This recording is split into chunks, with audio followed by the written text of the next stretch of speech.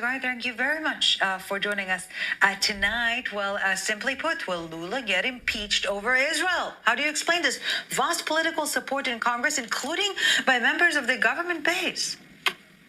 Yes, well, thank you for having me. First, I think I must start my participation in the program asking for apology.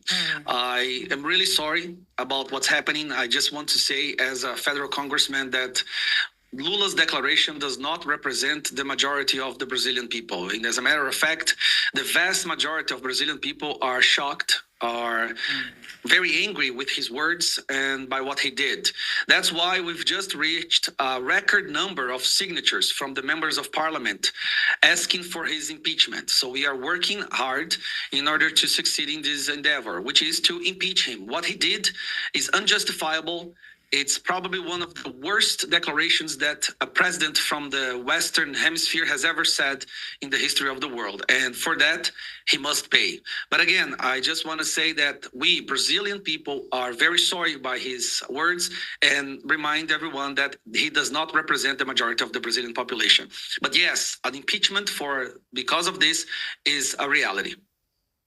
And Gary, I'm sure that many of our viewers here in Israel and elsewhere are very grateful for your statements. No doubt about that.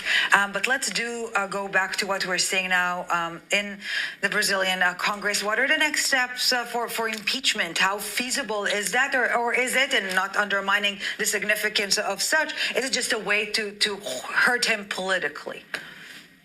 Well, we are focusing on success, getting him out of office. But for that, we need the president of the House of Representatives to admit this file, this impeachment. And the public pressure, the population on social media, on the streets, has been enormous.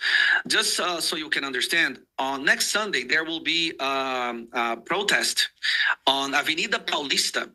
Here now, it's our symbol of our manifestations, right? Protests, people going on the streets. And we are expecting more than 1 million people at this protest. There are two main reasons for this protest. One is the political persecution perpetrated by this government and his Supreme Court, which is majority chosen by the Workers' Party, which is Lula's party, against conservative and right-wing politicians and population in general. We have witnessed an extreme censorship, the collapse of our freedom of expression, and also because of what Lula said about Israel and his anti-Semite comments. Wow. But it's important to remember that this is nothing new. The whole world knew about Lula's position. Right. During his campaign in 2022, he was the only president that we know of that received support from Hamas. Hamas actually wrote on their official website that they supported Lula, which is interesting given the fact that the mainstream media here in Brazil always depicted his opponent as being the Nazi or a dictator. But Hamas, of course, supported Lula. When the result was declared and that Lula had won the election, Hamas wrote another letter of congratulation and congratulated him for his victory.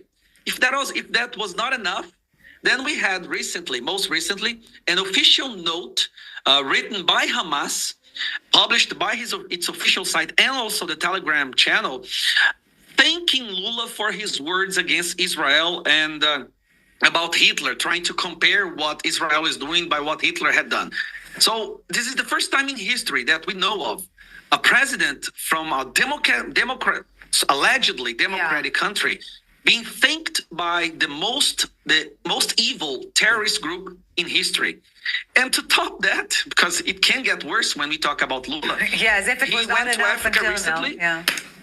He went to Africa recently and declared that he will continue funding the agency under the United Nations that was caught helping the Hamas attack, and asked for other countries to return their funding to this agency as well. So it's extremely embarrassing for us, people of Brazil, people who really value democracy, to be represented by this person. But I believe the impeachment will resolve that. So Congressman Guerra, as we are nearing, unfortunately, the end of our conversation, if I understand correctly from what you're saying, under the current Lula administration, the Brazil-Israel relations cannot really be mended. We simply have to wait for the administration to change. Well, the way I see it, yes. The last news we had from the government is that they were thinking about expelling the Israel ambassador. Now, that is the last thing you do before going to war against the country. And they are actually considering expelling him. Also, they are calling Netanyahu and also the chancellor, Israel Katz, I believe it's his name, by fascist. Believe it or not, they are calling them here, the president of Workers' Party, the Lula's party, is calling him Nazi and fascist. So we are living in such an insane world today here in Brazil that people who defend Israel are called Nazi, and people who support terrorist attacks against Israel are called democratic people fighting for freedom. Yeah, so we're not holding our breath for an apology from Lula. Don't do it. Para tudo que você está fazendo agora, eu te garanto que você vai gostar de assistir este vídeo. Acabou de explodir o próximo escândalo. Vai explodir agora na imprensa, você está vendo aqui de primeira mão. Um escândalo desse governo e vai deixar de forma escancarada a perseguição que a direita sofre no Brasil. Extremamente criminosa. Mas vamos lá.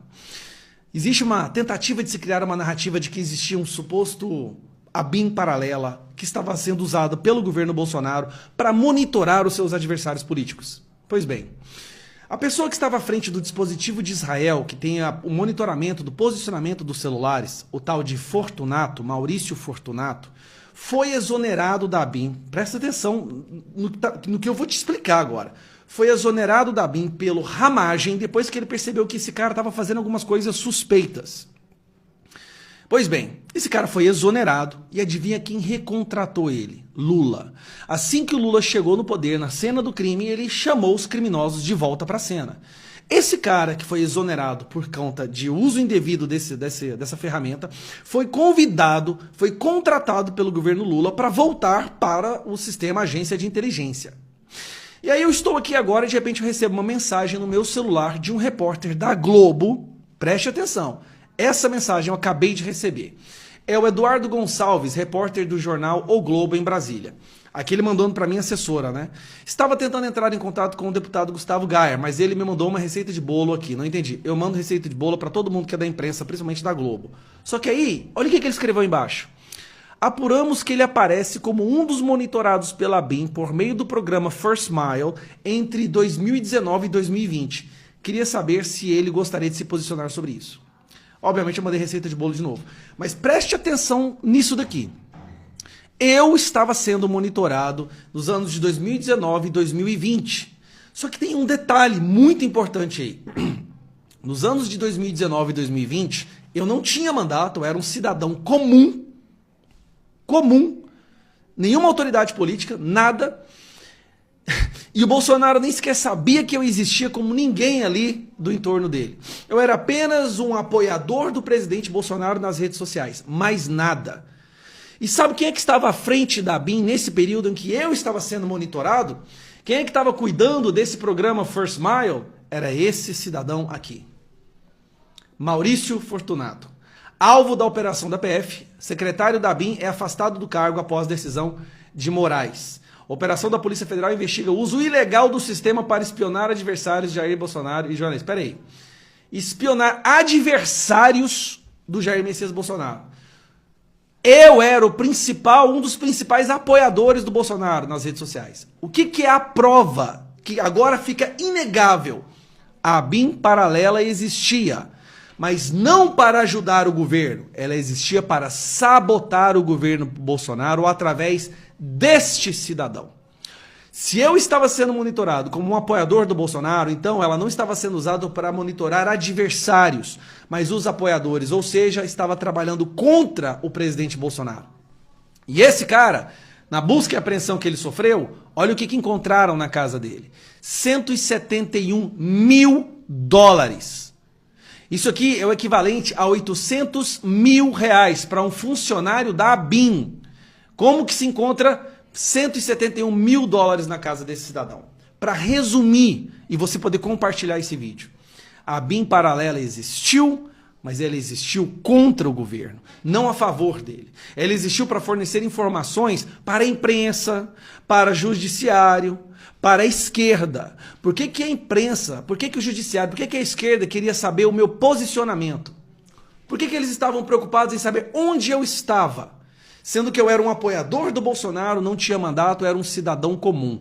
A Abin estava sendo usada para monitorar cidadãos comuns que apoiavam o presidente da República. E aí, esse cidadão foi exonerado pelo Ramagem, que sofreu busca e apreensão na tentativa de se criar uma narrativa de que ele tinha alguma coisa a ver com isso. A única coisa que ele teve a ver com isso é a tentativa de acabar com esse sistema. Agora, meus amigos, e esse cara foi recontratado pelo Lula. E daí, depois que ficou escancarado que eles estavam trabalhando, na verdade, pro Lula e pro PT, ele foi exonerado. Isso é um escândalo, gente. A Abin sendo usada para sabotar o próprio governo e monitorar os apoiadores do governo. É por isso que o Bolsonaro disse em vários momentos, não confio na Abin, não recebo inteligência da Abin, e já falou isso em várias entrevistas. Por quê? Porque a Abin estava trabalhando contra o presidente Bolsonaro. Compartilhe esse vídeo, porque agora é uma narrativa que não só vai cair por terra, mas é um tiro que sai pela culatra. Como todos os outros.